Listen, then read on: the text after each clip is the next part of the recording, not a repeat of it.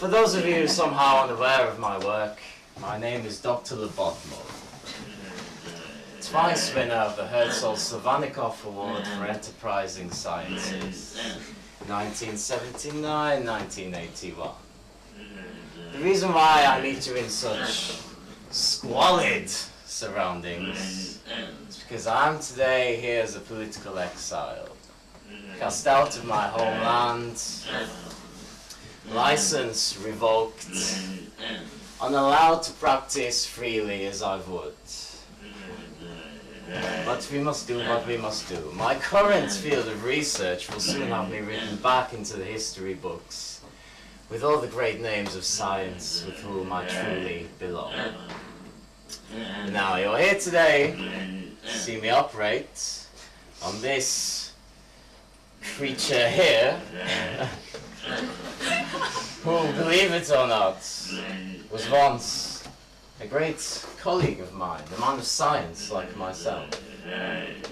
Yes, his competence came close to my own.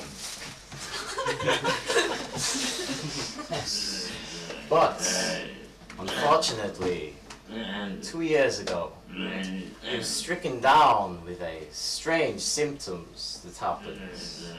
His practice suffered accordingly. At lectures that he would give, he would be prone to violent outbursts, and at times even worse, incontinence.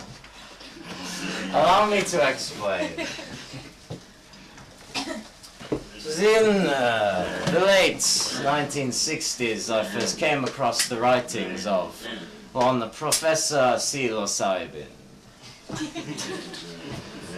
Did not realize the crossover point initially, but I soon remembered and rediscovered this professor's phylum Annelida internium theory.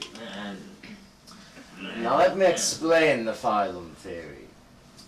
We all accept, or did accept, that the brain acts as the director of the human central nervous system. Psilocybin suggested that the brain was in fact little more than a shell for three worm-like creatures, as you'll see illustrated here.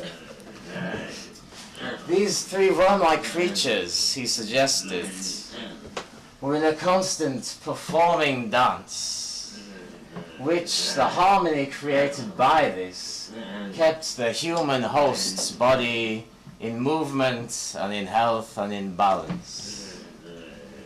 Interestingly enough, Psilocybin also mentioned that should just one of these worms fall out of the process of the dance, terrible circumstances would inflict the patient. Before we may cut open the patient's skull, we must of course sedate Rupert. Otherwise the whole process would be somewhat painful, awkward.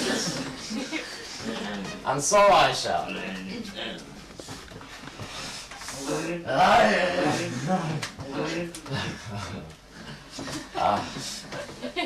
The patient is now sedated.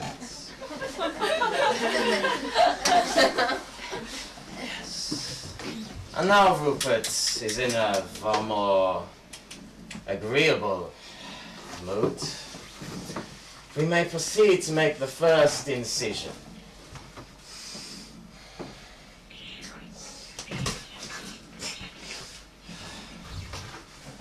As you'll see, we must be most delicate at all times.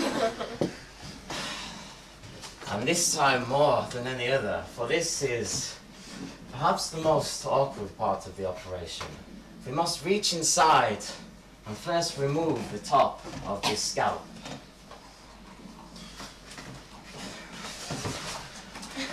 We have the top of Rupert's skull, which we shall place on this sterile. So there we see the human brain.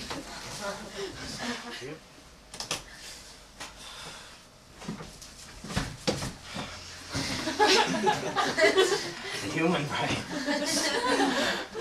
Which she shall place next to the skull.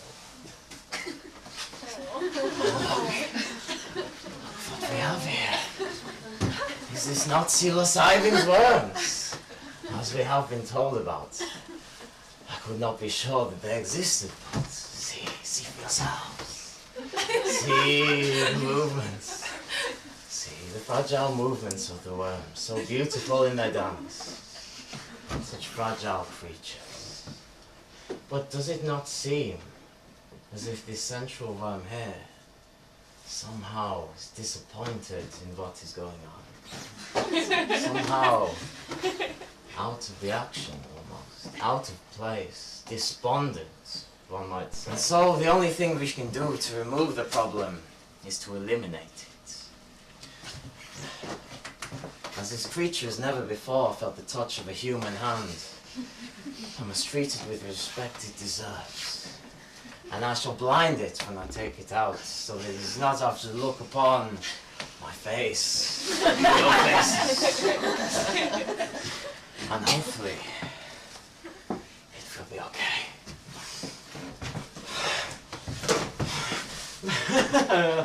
Nearly moves!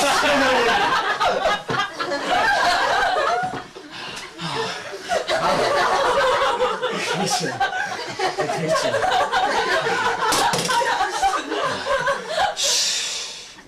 Shh, we must be respectful to the creature.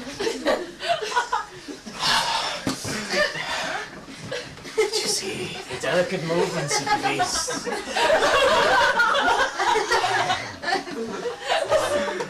Truly, this is a wondrous occasion.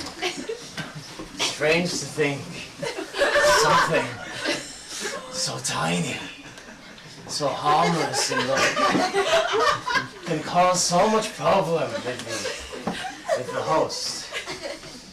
But does it not seem like it is struggling? I think out of its natural environment, it cannot breathe our air.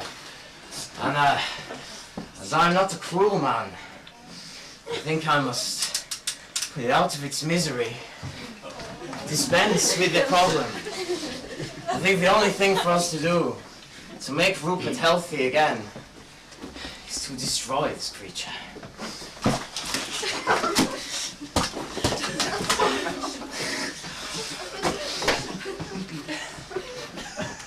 It's always the part of the job that I despise. These things must be done. Now, if we see the remaining two worms, they shall be able to come together without complications. And as I believe it, Rupert shall be back, healthy again. Does he not look calmer already? More collected within himself. The picture of health, I believe. And now with our patient safely put back together again, I shall click my fingers once, and through a subconscious gut reaction implanted in the patient just hours ago, Rupert shall wake up healthy, back to his former self.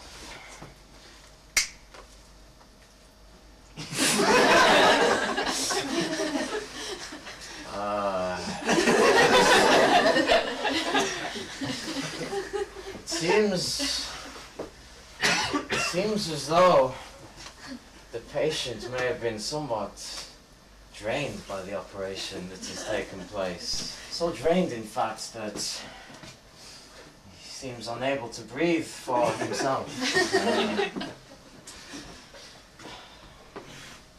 My final thought for today is that all life is precious. Human life, animal life. And although we may have lost one today, we must not concentrate on these negative aspects of scientific research. We must think